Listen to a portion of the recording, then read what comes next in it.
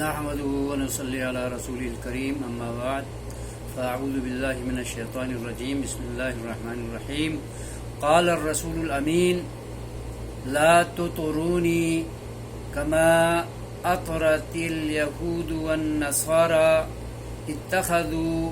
قبور انبيائهم مساجد وقال في حديث آخر اللهم لا تجعل قبري وثنا يعبد۔ میرے بزرگوں، بھائیوں، دوستوں، بیٹوں، ماؤں، بہنوں اور میری بیٹیوں، السلام علیکم ورحمۃ اللہ وبرکاتہ۔ روزانہ کی طرح میں آج بھی اسلامی ویڈیو لے کر آپ کی خدمت میں حاضر ہوا ہوں۔ نبی پاک صلی اللہ تعالی علیہ وسلم نے اپنی امت کی رہبری کے لیے، اصلاح کے لیے فرمایا تھا کہ لا تطرونی، اے میرے ساتھیوں، اے میری امت کے لوگوں، محمد صلی اللہ علیہ وسلم سے نسبت جوڑنے والوں، میری شان حد سے زیادہ بڑھا کر بیان مت کیا کرنا، میری شان بیان کرنے میں مبالغہ آمیزی سے کام نہ لینا۔ جو اللہ نے میری شان قرآن میں بیان کی ہے اور جو میری شان اللہ نے اپنے کلام میں بیان کی ہے، وہی شان میری بیان کیا کرو۔ اور مجھے عبداللہ و رسولہ کا درجہ ملا ہے، یہی درجہ میرے لیے رہنے دو۔ اور مجھ سے غلط عقیدت باندھتے ہوئے، غلط محبت کرتے ہوئے، حد سے زیادہ بڑا چڑھا کر میرے بعد، میرے ساتھیوں، میری امت کے لوگوں، قیامت کی صبح تک آنے والے انسانوں، میری شان قطعاً بڑھا کر بیان نہ کرنا، عقیدت مندی میں آ کر، غلط محبت میں آ کر، جعلی اور مصنوعی محبت میں آ کر میری شان بیان کرنے کی کوشش نہ کرنا۔ لا تطرونی، میری شان میں مبالغہ آمیزی سے ہرگز مبالغہ آمیزی کر کے میری شان بڑھانے کی کوشش نہ کرنا، جس طرح یہود و نصارہ نے اپنے انبیاء کے حق میں مبالغہ آمیزی سے کام لیا تھا۔ انہوں نے انبیاء کی قبروں کو سجدہ گاہیں بنا لی تھیں، طواف گاہیں بنا لی تھیں، درگاہیں بنا لی تھیں، اور ان کے آگے سجدہ ریز ہوتے تھے، طواف کرتے تھے، سجدے کرتے تھے، رکوع کرتے تھے، ان سے حاجات مانگتے تھے، اور مزار بنا کر، آستانے بنا کر بیت اللہ کا طواف کرنے کی طرح طواف کرنے لگے تھے، اور نیاز بھی کرتے تھے، اور انہیں مشکل کشا حاجت روا مان کر ان سے حاجت براری، مشکل کشائی بھی کرواتے تھے۔ میرے ساتھیوں، میری امت کے لوگوں، میرے ساتھ ہرگز ایسا نہ کرنا۔ اور اللہ سے دعا بھی مانگی تھی، اللہم لا تجعل قبری وثنا یعبد، اے اللہ قیامت کی صبح تک میری قبر کو میرے مرنے کے بعد کبھی بھی درگاہ نہ بننے دینا، آستانہ نہ بننے دینا، عبادت گاہ نہ بننے دینا، طواف گاہ نہ بننے دینا، مزار نہ بننے دینا کہ جس کا طواف کیا جائے، کہ میری قبر پر آ کر لوگ سجدے کریں، اللہ سے مانگنے کے بجائے مجھ سے مانگنا شروع کر دیں۔ اللہ میری قبر کے ساتھ، میری روح کے ساتھ، میرے جسم کے ساتھ، میرے بدن کے ساتھ، مجھ محمد صلی اللہ علیہ وسلم کے ساتھ قطعاً خلاف شریعت، خلاف توحید، خلاف عقیدہ اسلام کوئی بھی کام، کوئی بھی کرتوت میری امت سے نہ ہونے دینا۔ لیکن افسوس ہے کہ آج آخری امت کے 80% لوگوں میں عقیدت مندی نے جنم لیا ہے. عقیدت مندی کا ناسور پکتا جا رہا ہے، بڑھتا جا رہا ہے اور امت کو دیمک کی طرح کھا رہا ہے. اور جب بھی کوئی نیک صالح انسان فوت ہو جاتا ہے تو اس کے فوت ہونے کے بعد ان کی قبر کو آستانہ بنا لیا جاتا ہے، مزار بنا لیا جاتا ہے، درگاہ بنا لی جاتی ہے اور وہاں کا طواف کرتے ہیں، ان کے آگے سجدے ریز ہوتے ہیں، رکوع کرتے ہیں، اپنی حاجات ان سے مانگتے ہیں اور بیٹے بیٹیاں مانگتے ہیں، فتح مانگتے ہیں، بیماری سے شفا مانگتے ہیں. جو کام اللہ تبارک و تعالی کی ذات کے ساتھ کیا جانا چاہیے وہی کچھ ان نیک لوگوں کے ساتھ کیا جا رہا ہے. یہ غلط عقیدت مندی ہے. اس طرح کی عقیدت مندی کا انجام شرک ہے اور شرک کا انجام بالآخر دوزخ میں ہمیشہ رہنا ہے. اسی لیے نبی پاک صلی اللہ علیہ وسلم نے پیشگی آج سے 1450 سال پہلے امت کے لوگوں کو ڈرایا تھا، سمجھایا تھا، رہبری کی تھی، رہنمائی کی تھی. اس رہبری اور رہنمائی کے تحت ہمیں چلنا چاہیے، ہمیں ان کی اطاعت کرنی چاہیے، ہمیں ان کی اتباع کرنی چاہیے. کتاب و سنت کی اتباع میں نجات ہے اور آسانی ہے، خوشی ہے، جنت کا حصول ہے اور دوزخ سے بچاؤ ہے. اگر ہم نے قرآن کی مخالفت کی، قرآن نے جو عقیدہ پیش کیا ہے اس کے خلاف چلے اور جو نبی محمد صلی اللہ علیہ وسلم نے ہمیں عقیدہ سکھایا تھا، عقیدہ توحید اور شرک کی آمیزش سے محفوظ، شرک کی آلائش سے محفوظ، صاف شفاف عقیدہ توحید سمجھا کر گئے تھے، جس کے تحت آپ نے یہ فرمایا تھا میری امت کے لوگوں، میری شان عقیدت میں آ کر اتنا مت بڑھانا کہ یہود و نصارہ نے اپنے انبیاء کے قبروں کو سجدہ گاہ بنا لیا تھا، درگاہ بنا لی تھی، طواف ان کی قبروں کا کرنے لگے تھے اور ان سے حاجات مانگتے تھے، ان سے مشکل کشائی کراتے تھے، ان سے حاجت روائی کراتے تھے، انہیں غوث اور دستگیر ماننے لگے تھے. اور عقیدت میں آ کر حضرت عزیر کو یہودیوں نے اللہ کا بیٹا مان لیا تھا اور عیسائیوں نے حضرت عیسیٰ کو اللہ کا بیٹا مان لیا تھا. اور عقیدت میں آ کر اس امت کے لوگوں میں، موجودہ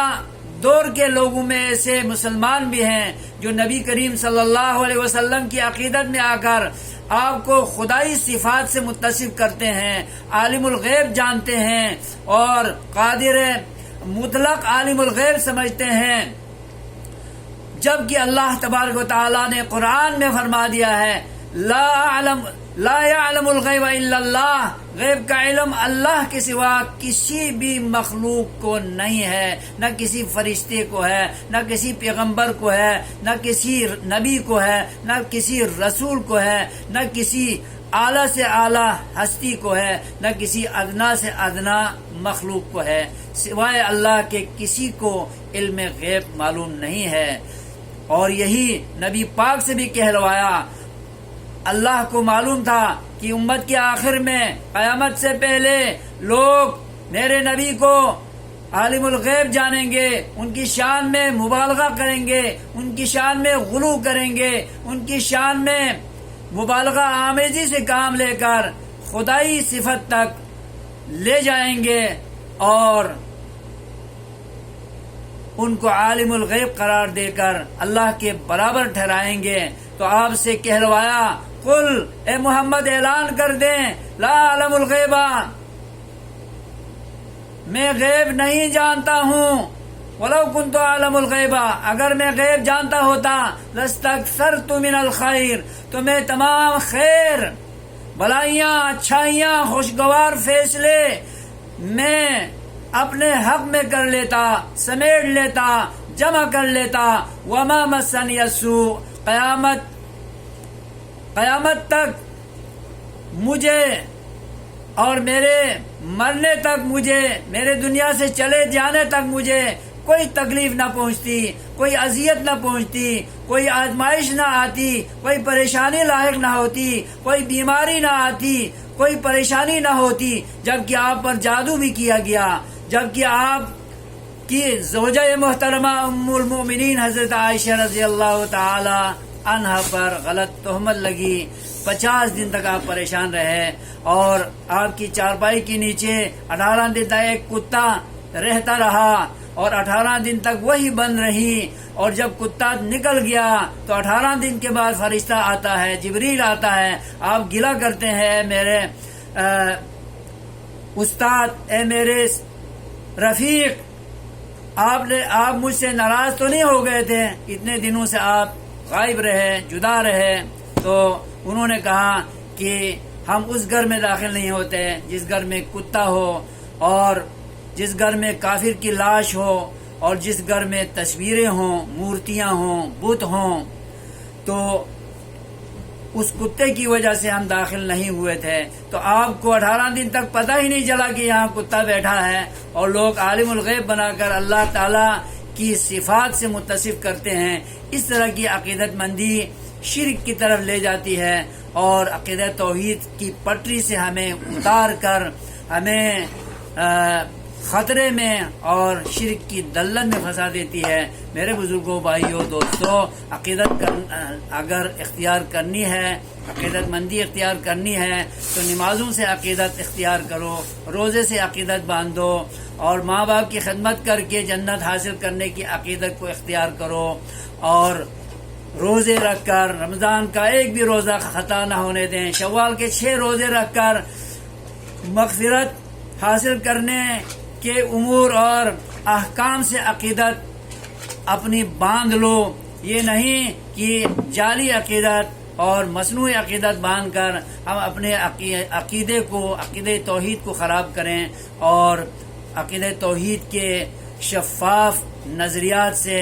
ہٹ کر ہم دوزخ کی کھائی میں لے جانے والے اعمال کو اختیار کر کے نبی کی شان کو بڑھانے میں ذرہ برابر بھی فائدہ نہیں ہے، بلکہ بہت بڑا نقصان ہے۔ لہذا نبی پاک کے ارشاد کے مطابق غلط عقیدت مندی اختیار کر کے نبی کی شان کو اتنا بڑا کر کے اللہ کے برابر ٹھہرائیں، ایسا ہرگز مت کرو۔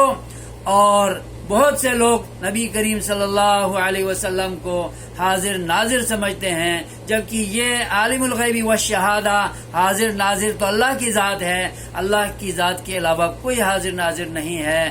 آپ صلی اللہ علیہ وسلم کو اللہ نے یہ صفت نہیں دی تھی، اور آپ کو نور من نور اللہ کہہ کر آپ کو اپنی طرف سے غلط عقیدت دیتے ہیں۔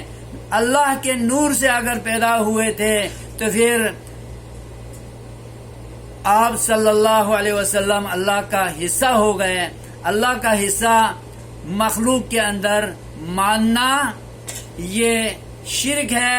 اس ایسی عقیدت مندی سے ہمیں توبہ کرنی چاہیے، ایسے امور میں ہمیں پھنسنا نہیں چاہیے، اور اس عقیدت میں اگر ہم پھنستے ہیں تو بہت سی مخالفتیں اور شریعت کی دجیاں اڑ جاتی ہیں، بہت سے سوالات پیدا ہوتے ہیں۔ یہ کیوں پیدا ہوتے ہیں؟ اس لیے کہ ہم نے اپنی مرضی کے مسائل کھڑے کیے ہیں، اپنی مرضی کے فتوے ہم نے کھڑے کیے ہیں، اور اپنی طرف سے مبالغہ آمیزی کرتے ہوئے ہم نبی کی شان بڑھانا چاہتے ہیں۔ نبی کی شان اللہ نے بڑھائی ہے، رحمت للعالمین ہے، خاتم النبیین ہے، ختم المرسلین ہے، شافی روز محشر ہیں، اور صاحب مقام محمود ہیں یہ، اور امت کے لیے کڑنے والے رحیم اور شفیق پیغمبر تھے۔ ہر وقت امتی امتی کہتے رہتے تھے، اور امت کی پریشانیوں کو دیکھ کر آپ پریشان ہوتے تھے۔ قیامت میں بھی نفسی نفسی کہنے کے بجائے اللہم امتی امتی کہیں گے۔ یہ شان جو اللہ نے بیان کی ہے، نبی نے خود اپنے بارے میں بیان کی ہے، کیا یہ شان کم ہے جو ہم اس پر اپنی طرف سے اضافہ کر رہے ہیں؟ ہماری طرف سے کوئی بھی چیز بڑھے گی تو پھر نہ وہ دین ہے، نہ شریعت ہے، نہ عقیدہ ہے، نہ قابل اتباع ہے، نہ قابل رفتار ہے، نہ قابل اجر ہے۔ مسلمانوں، میرے بزرگوں، بھائیوں، دوستوں، بیٹوں، ماؤں، بہنوں اور بیٹیوں، یاد رکھو کہ غلط عقیدت مندی میں پھنس کر ہم اپنے عقیدے کو خراب نہ کریں، اپنے عقیدہ توحید کو مخدوش کر کے خود کو جنت میں لے جانے کے بجائے ہم دوزخ کی طرف دھکیلنے کی کوشش نہ کریں۔ اللہ تعالی ہمیں عقیدہ توحید پر جمائے رکھے، شرک کی آلائش سے، آمیزش سے اور اس کی لعنتوں سے، اس کے خطرات سے ہمیں محفوظ رکھے، اور اللہ اپنی خوشنودی کے کام ہم سے کرائے، اپنی رضا کے کام ہم سے کرائے، اتباع سنت کے مطابق ہم زندگی گزاریں، بدعات سے ہٹ کر اپنی زندگی گزاریں، اور نبی کی اطاعت اور فرمانبرداری میں ہم زندگی گزاریں، نبی کو اسوہ بنائیں، نمونہ بنائیں، نہ کہ ہم اپنے خیالات کو، اپنے نظریات کو، اپنے عندیات کو اور اپنے عقیدت مندی کے اقوال، افعال اور اصولوں کو اطاعت کا ذریعہ اور وسیلہ ٹھہرائیں۔ اللہ کے ہاں ایسی کوئی چیز قابل اجر نہیں ہے۔ اللہ تعالی ہمیں سمجھ دے اور اسلام پر صاف شفاف انداز میں عمل پیرا ہونے کی توفیق خیر عطا فرمائے۔ آمین رب العالمین۔ السلام علیکم ورحمۃ اللہ وبرکاتہ۔